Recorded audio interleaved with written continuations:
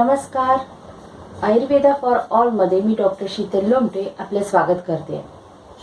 आजचा विषय आहे सर्दी, खोकला आणि ताप यामध्ये उपयुक्त असा काढा घरच्या घरी कशा प्रकारे बनवायचा. सर्दी, खोकला आणि ताप हे अतिशय कॉमन अशी गोष्ट आहे. ही आपल्याला कधी ना कधी होतच असते आणि प्रत्येक वेळीच आपण गोळ्या घेतल्या पाहिजे असं काही नाही. आपण साधे काढे, चूर्ण याने सुद्धा आपण हे घरच्या घरी कमी करू शकतो. तर आज आपण 4 गोष्टींपासून 4 पदार्थांपासून काढा कसा करायचा हे आपण बघणार आहे. यामध्ये आपण वापरलेले आहे गुळवेल, हरिद्रा म्हणजे हळद, गवती चहा आणि तुलसी. हे 4 गोष्टी वापरून आपण काढा कसा बनवायचा हे बघूया. अशा प्रकारे आपण तुळशीची पाने, तुळशीच्या मंजुळा, गुळवेलाची पाने, गुळवेलाच्या काड्या आणि गवती चहाची पाने बारीक कापून घेतलेली आहे आणि हरिद्रा आपण पावडर स्वरूपामध्ये वापरणार आहोत.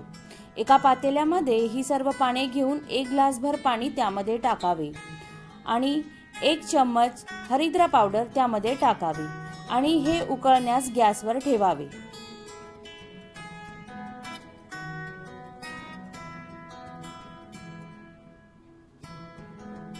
उकळी आल्यानंतर 1 ग्लासचे पाणी अर्धे होईपर्यंत आपण त्याला उकळू द्यावे आणि अर्धे झाल्यानंतर गाळून घ्यावे.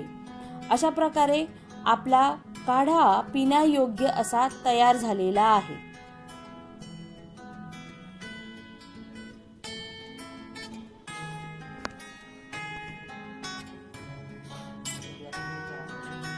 अशा प्रकारे बनवलेला काढा दिवसातून 3 वेळा, ज्या वेळेला आपल्याला सर्दी, खोकला आणि ताप आहे त्या वेळेला आपण 3 वेळा घेऊ शकतो. असे 2-3 दिवस घेतल्यानंतर आपल्या छातीतला कफ आणि सायनस मधला जो कफ आहे हा निघून जाण्यास मदत होते. आता आपण बघूया हे जे 4 घटक आपण जे वापरलेले आहेत याचे शरीरात काय फायदे आपल्याला होत असतात. तुळस ही वनस्पती रक्तशुद्धीकर म्हणून वापरली जाते. तसेच शरीरातील कुठल्याही प्रकारची सूज जर असेल तर ही कमी करण्यास तुळस मदत करत असते. तुळसी हे अन्नपचनामध्ये पण उपयुक्त आहे. तसेच अन्नपचन व्यवस्थित झाल्यामुळे भूक पण ही चांगल्या प्रकारे लागते आणि पोटातील कृमी कमी करण्यासाठी पण आपल्याला तुळशीचा उपयोग होत असतो.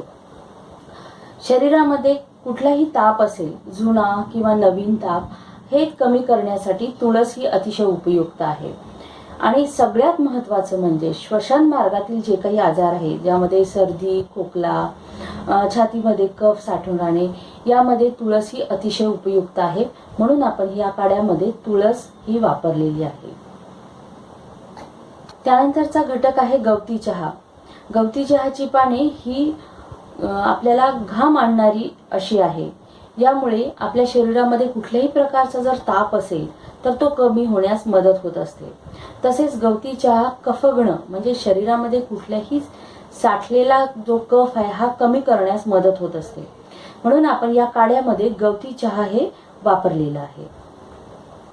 त्यानंतरचा घटक आहे हरिद्रा म्हणजे हळद. हळद ही बहुगुणी असते. ही शरीरामध्ये कुठल्याही प्रकारचं जर व्रण निर्माण झाला असेल, जखम झाली असेल तर त्याचे रोपण कार्य हळद ही करत असते. म्हणजे जखम भरून काढण्यामध्ये हळद ही अतिशय उपयुक्त आहे.